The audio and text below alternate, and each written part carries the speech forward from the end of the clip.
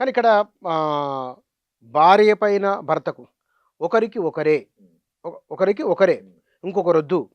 అది అనైతికము అనే ఆలోచన ఎప్పటినుంచి ఉనికిలోకి వచ్చింది? సి అనుభవం చెప్పండి. సి నాకు తెలిసి డెస్మండ్ మోరిస్ అని 'నేక్డ్ ఏప్' అనే ఒక పుస్తకం రాసిండు. డెస్మండ్ మోరిస్ అనే ఆయన యాక్చువల్‌గా ఒక జూకి curator. Okay. He he he was research scholar and he finished PhD only in the behavioural aspects of the animals. Okay. So ఆయన జంతు రాసిన ప్రవర్తన మీద. జంతువుల ప్రవర్తన మీద. దాంట్లో ఆయనే చాలా ఇంట్రెస్టింగ్ కామెంట్స్ ఏం రాసిండంటే, ఏం అబ్జర్వ్ చేసిండంటే, ఈ చింపాంజీ థియరీ అక్కడి నుంచి వచ్చింది.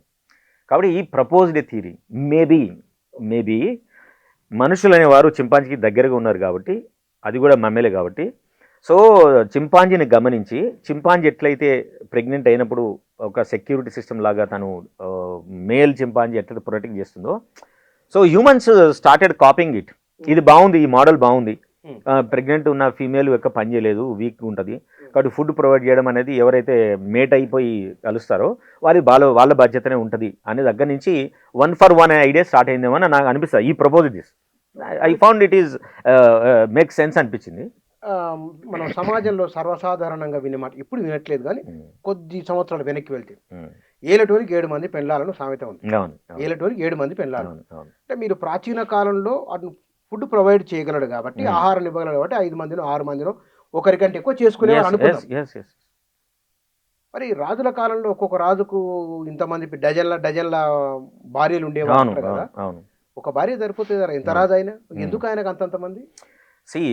రాజు అనేవాడు వాడు ఒకటే రాజ్యంలో కూర్చొని సింహాసనం మీద పనిచేసే సిస్టంలో లేరు వాళ్ళు. రాజు అనేవాడు ట్రావెల్ చేస్తాడు, రాజు అనేవాడు యుద్ధాలు చేస్తాడు, రాజు అనేవాడు రకరకాలైన మారువేషాలతోటి రాజ్యంలో జరుగుతున్న వాటిని గమనించేవాళ్ళు, వేరే విదేశీ పర్యటనలకు వెళ్ళేవాళ్ళు. ఇట్లా వెళ్తున్న క్రమం లోపల అది ఏదో మనలాగా ఇప్పుడు మన ఏంది హై రేంజ్ కార్ వేసుకొని ఫ్లైట్ వేసుకొని టక్కన వచ్చే సిస్టమ్ కాదు కదా. కొన్ని నెలల పాటు వాళ్ళు వేరే ఉండేటోళ్ళు. ఉన్నప్పుడు భార్యకు దూరంగా ఉండడం అనేది వాళ్ళకు సంబంధించి అప్పుడున్న కాలం లోపల అవైలబిలిటీ, యాక్సెసిబిలిటీ అండ్ ఎలిజిబిలిటీ ఉండే సెక్షన్లో ఉన్నారు కాబట్టి స్త్రీలు కూడా అప్పుడు అదే మోడల్ని నమ్ముకున్నారు, అదే మోడల్కి పోయారు. సో బేసిక్గా ఐడియా ఏంటి, male was projected for period of time that ఈ కెన్ ప్రొటెక్ట్. ఈయన ప్రొవైడ్ చేస్తాడు, ప్రొటెక్ట్ చేస్తాడు, మనకు సేఫ్టీ ఉంటుంది. అదే ఆలోచనలతోటి స్త్రీలు కానీ పురుషులు కానీ అప్పుడు ఉన్న సమాజం అది నమ్మింది కాబట్టి అంతమంది స్త్రీలు వచ్చారు. అప్పుడు స్త్రీలకు కూడా వ్యతిరేకత ఉండి ఉండొచ్చు, కానీ దీన్ని అపోజ్ చేసి నిలబడే వల్ల చాలా తక్కువ కదా. సో అప్పుడు మనం చాలా కథలు చదువుకున్నాము.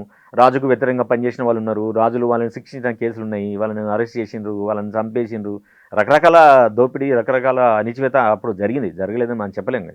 కానీ అప్పుడున్న విలువల ప్రకారం, అప్పుడున్న సిస్టమ్ ప్రకారం రాజు అనేవాడు ఎక్కువ మందిని పోషించగలుగుతాడు, ఎక్కువ మందికి ఫుడ్ పెట్టగలుగుతాడు, ఎక్కువ మందిని ప్రొటెక్ట్ చేయగలుగుతాడు, ఎక్కువ మందికి వచ్చే ప్రమాదాలను కూడా నివారించగలుగుతాడు.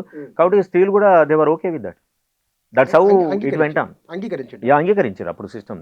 కానీ ఇక్కడ మనకు భూమి మీద ఒక్కొక్క ప్రాంతంలో ఒక్కొక్క రకమైన నైతిక నియమాలు ఉంటాయి, మొరాలిటీస్.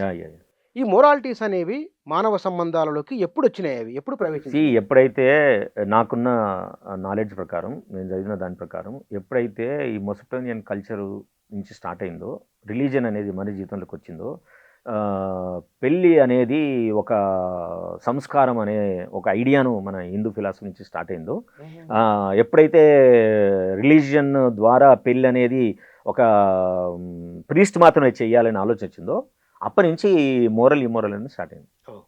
అంతకంటే ముందు అట్లా లేదు. Polygamy was very normal in those days.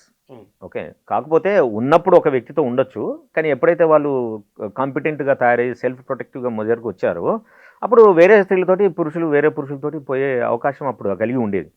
ఆ పేరు బాండింగ్ అనేది ఓన్లీ ఆ మీటింగ్ పర్సన్ సిచ్యువేషన్లోనే ఉండేది.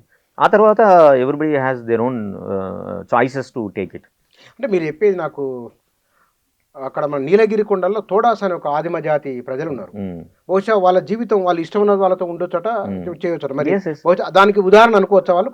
ఇప్పుడు మన ట్రైబల్ అంటే ఇంటీరియర్ ఇప్పుడున్న ఏమంటారు ఇండియనైజ్డ్ ట్రైబల్స్ వదిలేస్తే, సివిలైజ్డ్ ట్రైబల్స్ వదిలేస్తే, మీరు అడవుల్లోకి వెళ్ళినప్పుడు వాళ్ళకి జతగట్టడం ఒకటి మాత్రం ఉంటుంది తప్ప ఇది ఒక నియమాలతోటి ఒకరికి ఒకరే అనే ఐడియాను అది రీసెంట్ పాస్ట్ జనరేట్ అయింది. ఇప్పుడు 18th సెంచరీలోనే బ్రిటిష్ వాళ్ళు పెళ్ళిని రాజ్యంతో ముడిపెట్టారు. అంతకుముందు పెళ్ళికిను రిజిస్ట్రేషన్ ఆఫ్ మ్యారేజ్కి సంబంధం లేదు. సో అంతకుముందు ఎవరు ఇష్టమైనట్టు పెళ్లి చేసుకుంటే వాళ్ళకి ఇష్టం లేకుంటే వాళ్ళు వెళ్ళిపోయే సిస్టమే అక్కడ ఎక్కువగా ఉండేది. సో ఇప్పుడు ఇంటీరియర్ అడవుల్లోకి, అంటే ఎక్కడైతే ఈ సివిలైజేషన్ అనే ఐడియా ఇన్ఫ్లుయెన్స్ కానీ ఇంటీరియర్లో ఉన్నవాళ్ళు నా ఉద్దేశంలో ఈ మెథడే ఫాలో అవుతారు. ఇక్కడ మనం ఆధునిక సమాజానికి వద్దాం. అంటే ఒక 50 ఏళ్ల కిందికి వద్దాం. 50 ఏళ్ల కింద మనం పాత సినిమాలు తీసుకున్నాం. ఉదాహరణకు హీరో అంత దూరం ఉంటే హీరోయిన్ ఇంత దూరంలో ఉండేది. వాళ్ళ ప్రేమలు కూడా చాలా అద్భుతమైన వ్యక్తీకరణ ఉండేది. సినిమాలు వస్తున్న పాటలు శబ్దం ఎక్కువ, సాహిత్యం తక్కువ ఉన్నది. అప్పుడు పాట బాగా వినబడేది. ఆనాడున్న సమాజం ప్రేమను, పరస్పర స్త్రీ పురుష ఆకర్షణను ఎట్లా చూసింది? ఇక్కడ మీరే అన్నారు ప్రేమను, ఆకర్షణ. అప్పటి కాలంలో ఉండేది ప్రేమ కంటే ఎక్కువ ఆకర్షణ ఉండేది. సోషలాజికల్ కండిషన్స్ ఉండేది. పెళ్లి చేసుకోవడానికి ఒక గోల్ తోటి వాళ్ళు పెళ్లి చేసుకున్నారు. గోల్ తోటి చేసుకున్నారు. ఏ ప్రేమైనా సరే అల్టిమేట్ ఏమో పెళ్ళే అని మొదలైతే ఆ ప్రేమలో ఏదో ఒక రకమైన అలీడ్ వస్తుంది, డిస్టర్బెన్స్ వస్తుంది.